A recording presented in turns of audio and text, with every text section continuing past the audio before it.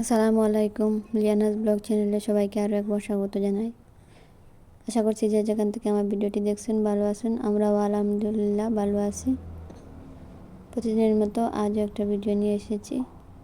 আশা করছি তোমাদের কাছে অনেক ভালো লাগবে। আর একটা লাইক দিয়ে আমার সম্পূর্ণ ভিডিও জুড়ে থাকবে। খুব সকালে উঠে গিয়েছিলাম, তো নামাজ পড়ে মেয়েকে নিয়ে আরও কত সময় শুয়ে থাকি। তো যখন দেখি মেয়ে ঘুমিয়ে গেছে তারপর উঠেছি। তো এখন যে কোনো কাজ করতে ওইভাবেই সুযোগ বুঝে আমার করতে হয়, কারণ কি ওরা যেহেতু দুজনকে দেখতে হয়। তো একটু পরে মেয়েকে আবার নেলিয়ানাকে রেডি করে মসজিদে দেব, এইটা একটা তাড়া। আর একদিকে হচ্ছে ছোটো মেয়ে উঠে গেলে ঘুম থেকে তারপর কোনো কিছু করতে পারবো না। তো ওদের সুযোগ যখন সুযোগ পাই তখনই কাজ করি। তো এখন আর আগের মতো নিজের ইচ্ছে খুশি কাজ করতে পারি না, যখন একটু সুযোগ পাই তখনই করতে হয়।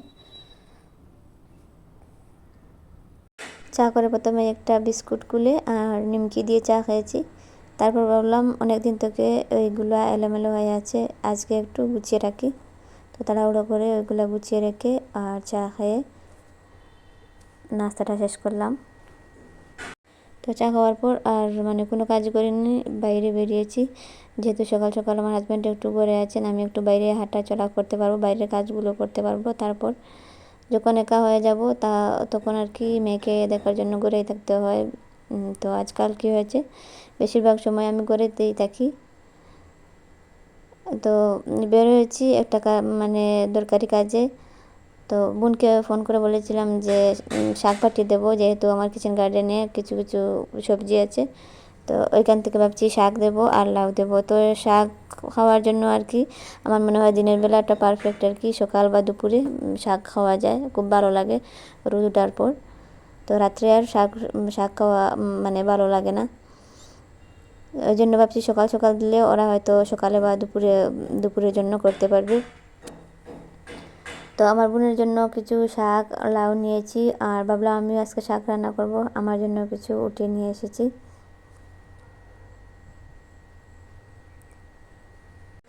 তো একটা কথা তোমাদের সাথে শেয়ার করতে, যে তোমরা খেয়াল করলে দেখতে পারবে যে নিজের কোনো কিছু সবজি হলে বা নিজের বাড়িতে কোনো কিছু থাকলে ওইটা খাওয়া ততটা ভালো লাগে না। তো তাই আর কি। তো আমার যেহেতু লাউ আছে বাড়িতে, আমার লাউ খাওয়া একেবারেই ভালো লাগে না, পছন্দ না। যেহেতু লাউ তরকারিটা খুব ভালো, খুব হেলদি একটা খাবার। তো তারপর আমার বেশি ভালো লাগে না। আর ভাবলাম আজকে যেহেতু দুইটা বড় হয়ে গেছে লাউ, তো যদি আজকে না আনি তো বেশ টান টান হয়ে যাবে, ওই জন্য আর কি নিয়ে আসলাম দুইটা লাউ। তো আমি একটা গোল টাইপের একটা লাউ রেখেছি, আর লম্বা টাইপের একটা বোনের বাড়িতে পাঠিয়ে দিচ্ছি। তো বোনের বাড়ি দেওয়ার জন্য এখন শাক আর লাউ এগুলা একটা ব্যাগের মধ্যে ঢুকিয়ে দিচ্ছি, আর সাথে আছে কিছু টক পাতা, যেটাকে আমরা তুঙ্গা পাতা বলি। তো ওইগুলো ঢুকিয়ে দিচ্ছি। আর আমার বোন যেহেতু সবজি করেন না, আমার কিচেন গার্ডেন থেকে ফ্রেশ ফ্রেশ শাক সবজি মাঝে মধ্যে আমি পাঠিয়ে দিই। তো কয়েকদিন থেকে আমার বোন আর কি বাইরে ছিলেন, গুয়াহাটি ছিলেন। তো অসুস্থ ছিলেন, ডাক্তার দেখাতে গিয়েছিলেন। তো বাইরে যেহেতু খাওয়া দাওয়া হয়েছে, বেশ আর কি ননভেজ খাওয়া হয়েছে। তো ওই জন্য আর কি পাঠিয়ে দিচ্ছি। কয়েকদিন ননভেজ হয়েছে, এখন একটু ভেজ খেলে হয়তো ভালো লাগবে। আর বোনের বাড়ি পাঠিয়ে দিয়ে আমি কিছু শাক রান্না করব, এগুলো আর কি পরিষ্কার করে নিচ্ছি শাক। তো অনেকে ভিডিওতে দেখি যে কেউ কেউ বলে যে আমি শাক পরিষ্কার করতে জানি না এখনও, লাউ শাক কীভাবে পরিষ্কার করে নেয় ওইটা আমি পারি না। তো আমার শাশুড়ি আছে, তো মা আছেন, তো ওগুলো শিখিয়ে দেন বা আমাকে করে দেন, কিন্তু আমি পারি না। ওদের অনেক কথা আর কি শোনা যায়। তো আমি নিজেকে খুব একটা সব দিক থেকে পারফেক্ট বলতে চাচ্ছি না। তো বলছি যে যাই হোক, আমরা পড়াশোনার ফাঁকে সব কাজই মোটামুটি পারি, যে ওইটা পারি না ওইটা পারি না এই ধরনের কোনো কিছু নয়, কথা নয় আর কি। তো শাকসবজি এগুলো কাটতে পরিষ্কার করতে জানবো না তো কী জানবো, মেয়ে হয়ে যদি ওইগুলো পারি না, তো আমার মনে হয় লজ্জার ব্যাপার। তো বাড়িতে আনমেরিড থাকতে যদিও পড়াশোনা করেছি, চাকরিটাই আমার মূল উদ্দেশ্য ছিল একটা চাকরি করার। তো পড়াশোনার ফাঁকে আর কি মোটামুটি সব কাজই পারি। তখন বাড়িতে মায়ের সাথে কাজ করতাম বলতে আর কি, ফ্রি টাইমে মাকে হেল্প করতাম বা সবসময় ওইগুলো দেখতাম। তো ওইভাবে ননির পুতুল হয়ে বড় হয়নি যে ওটা পারবো না ওটা পারবো না, মোটামুটি সবই, যদিও মানে পারফেক্ট না হয় তো নিজের কাজটা চালিয়ে যেতে পারি। তো নিশ্চয়ই দেখতে পাচ্ছেন শাক রান্না করেছি, আর আজকে মানে রাতে কিছু সবজি বেঁচে গিয়েছিলো, ওইগুলা গরম করে রেখে দিয়েছি। আর তারপর ভাবলাম ডিম ভাজি করে নেই, তো এখন ডিম ভাজি করবো, তারপর আর কি ভাত খাওয়ার পালা। তো আজ কিন্তু আমি ডিমটা এইভাবেই ভাজি করবো। কোনো কোনো দিন আমার মেয়ের জন্য ভাজি করলে হয় কি, মানে আমি ডিমটা দিয়ে একটু সামান্য লবণ হলুদ দিয়ে দিই। তো আজ কিন্তু আমি সবার জন্য যেহেতু ডিম ভাজি করছি, তো একটু পেঁয়াজ দিয়ে সব ধরনের পাউডার মশলা দিয়ে ওইভাবে একটু ভালোভাবে একটু জাল জাল করে ভাজি করব শাকের সাথে আর কি। শাক রান্না করলে আমার মানে কোনো কিছু চাটনি বা ভর্তা বা ওই ধরনের ডিম ভাজি হলে আমার খুবই ভালো লাগে খেতে। তো নিশ্চয়ই দেখতে পাচ্ছেন একটা অ্যাক্সিডেন্ট হয়ে গেলো তালাগুলোর মধ্যে যেহেতু কাজ করি আর কি।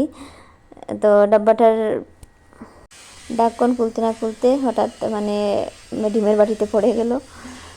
তো কী আর করবো, একটু সরিয়ে রেখে দিয়েছি, ভাবছি পরিষ্কার করে আবার লাগিয়ে নেব।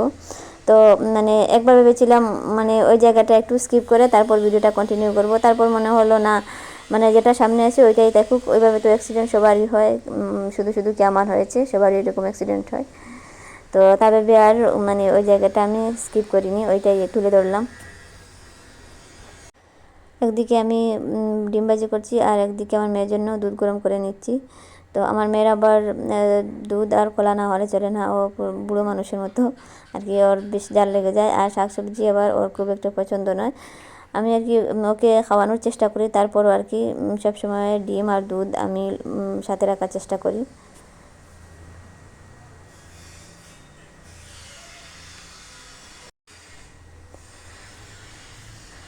তো কথা বলতে বলতে আমার ডিম ভাজি প্রায় হয়ে গেছে, আর মানে খাওয়াটা আমি অফ ক্যামেরায় করেছি আর ওইটা শেয়ার করিনি তোমাদের সাথে।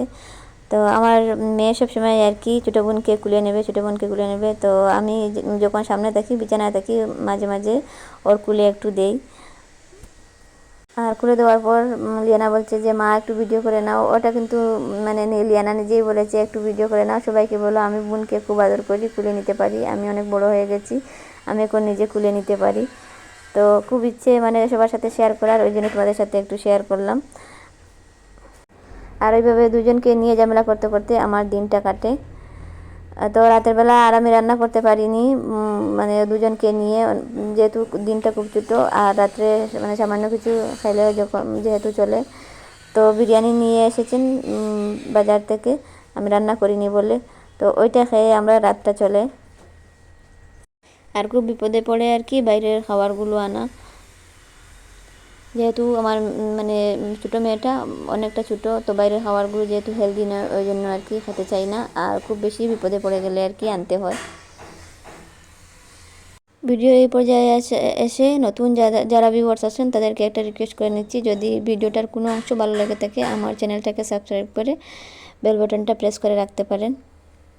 আর যারা অলরেডি ওই কাজটা করে রেখেছেন তাদেরকে অসংখ্য ধন্যবাদ। তো কথা বলতে বলতে ভিডিওটা শেষ পর্যায়ে এসে গেছি। এতক্ষণ ধৈর্য নিয়ে যারা আমার সাথে দেখেছেন তাদেরকে অসংখ্য ধন্যবাদ। আল্লাহ হাফেজ।